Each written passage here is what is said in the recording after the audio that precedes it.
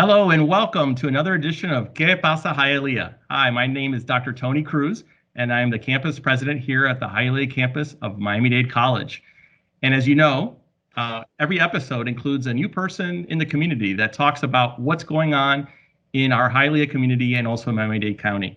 And today we have a special guest, Karina Pavone. She is the executive director of Amigos for Kids. And she'll be starting off by telling us a little about the organization and about the mission and the history. So tell us a little bit more about Amigos for Kids, Karina. Hi, thank you, Dr. Cruz. I am so happy to be here. And first of all, before I talk about the organization, I just want to say thank you for my I Love Hialeah shirt, which I will wear proudly. I appreciate it. It's a wonderful gift. So about Amigos for Kids, the organization started kind of serendipitously. It started with a group of friends who were volunteering at the children's homes. And they were asked to form an auxiliary group to help penetrate the Hispanic population, to bring awareness to the mission of that organization and to help fundraise. So after a couple of years of helping the Children's Home Society, this group decided to form a nonprofit organization in its own right, which they called Amigos Together for Kids. And that was back in 1991. So next year is going to be our 30th year. Wow. So that's a very big for Amigos. Today, the organization is known as Amigos for Kids. So we dropped the together to make it shorter. And the mission of Amigos is simple. It's to prevent child abuse and neglect by providing services and programs that empower kids, that value the individual child, and to help strengthen family bonds and educate the community. We work with thousands of parents all throughout the county on our Nurturing Parenting program, providing sessions weekly that help parents improve their relationships with their children and have more positive relationships in the family. And we also provide our after-school programming, which currently both programs are running virtually. And in our after-school program, we serve kids from the ages of 5 to 12. And the aim there is to prevent, to give kids a safe place to go out of school. Sure. And to help provide them with enrichment opportunities and homework help and academic assistance. Now, both of these programs are free, and we're currently accepting enrollment for both programs, and it's virtual, so it's very convenient. So that's in a nutshell what Amigos for Kids is about, our mission, and a brief history of the organization. Excellent.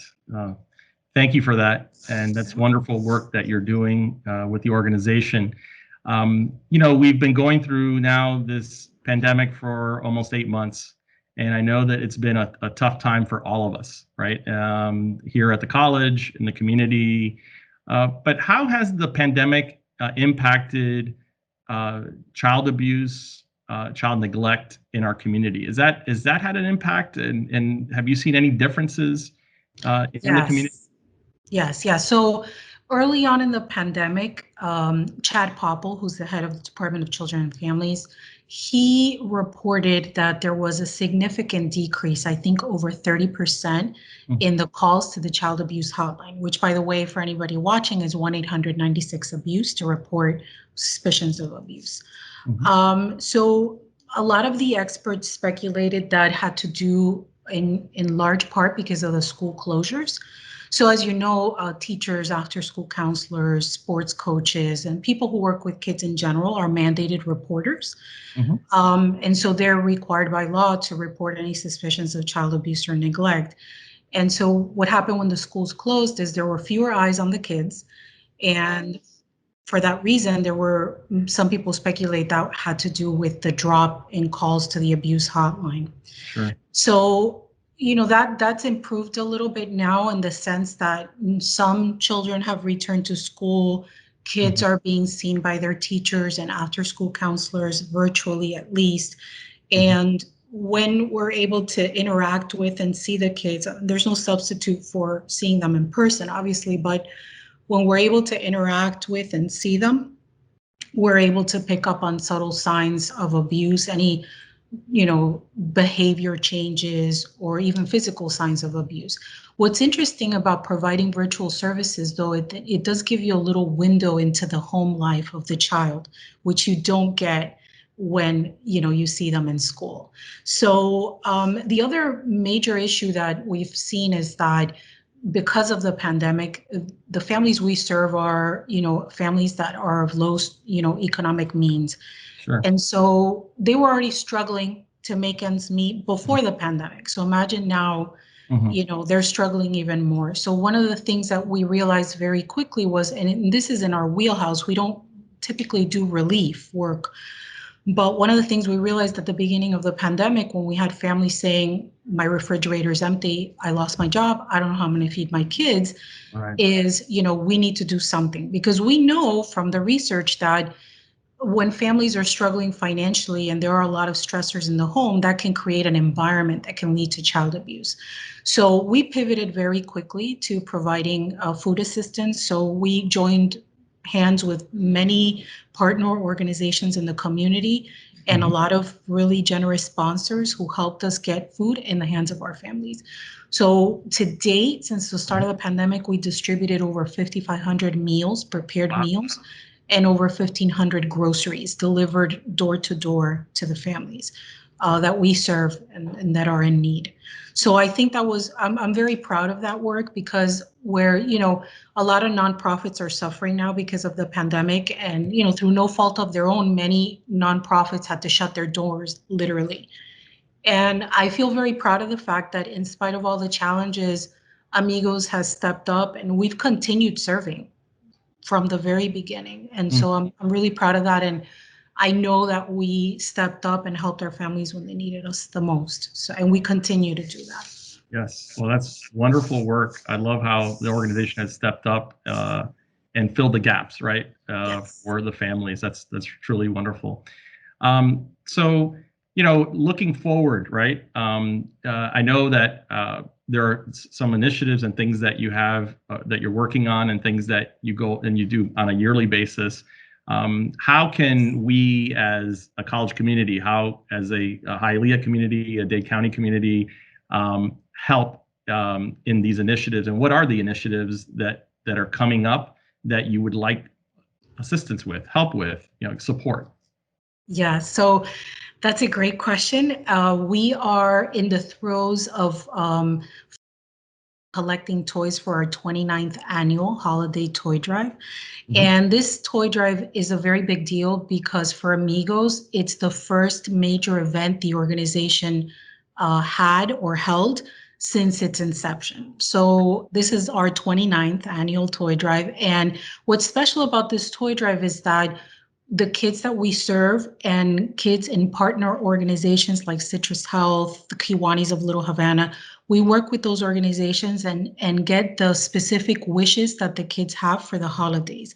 So the toy drive fulfills specific wishes. So if you want a travel Barbie or a makeup set or a specific, action figure, that's what you're getting from Amigos for Kids. So this obviously takes a lot of work and huge effort and a lot of support from the community. And we knew that because of the current situation financially, that we needed to start early to get support. So that's what we're looking for support with. So it's very easy to help. So we have 3 easy ways for people to help. If they visit us at amigosforkids.org, you'll see that they can either make a tax-deductible cash contribution right there on our website. They can click on our Amazon links list, our wish list, and make a purchase for a specific toy that a child requested right there from the comfort of your own home without having to go anywhere to shop. Or for those who really want to get into the holiday spirit and volunteer, we are asking any supporters or volunteers who want to become ambassadors of joy to organize their own toy drive. So for example, at the campus, that could be something that students might want to get involved with. And what we're doing is we're asking, organize your own toy drive. We'll give you all the flyers, whatever information you need to send out to your supporters, your families, your friends, your neighbors. And once the ambassador has collected all the toys, we arrange for pickup, we do pictures, And we also give the ambassadors community service hours. So that's another way that people can get involved and help us. And we'll have more volunteer opportunities as the holidays get closer. Our distribution is going to be on Saturday the 12th. So Okay. we'll probably need volunteers to help us give out gifts and maybe even deliver some gifts door to door because of the pandemic and social distancing. A lot of our families don't have cars. So Sure. they rely on public transportation. So we can't very well ask them to come to pick up a bicycle Mhm. and take it back on the bus. So Mhm. we'll be doing some deliveries too. Excellent. Well, that's really a lot of opportunities for the community Yeah. to support you and your organization. And I know that your organization is really making a difference in our community, and protecting our children is of utmost importance. So I want to thank you for that and all the work. And definitely, I think here on the campus, that'll give us some opportunities for our students to get involved in this process and learn more about it and really help out those that are in need. So thank you for that, and we'll be Love that. talking more about that on how Yes. we can help out in those efforts. So thank you for joining me today for another Thank episode of you. Qué Pasa Hialeah, and it's really a joy to see you and to learn more about what your organization Amigos for Kids is doing to help our children and our families to make them stronger. So I hope that all of you that are watching get involved, and I look forward to seeing you on the next episode of Qué Pasa Hialeah.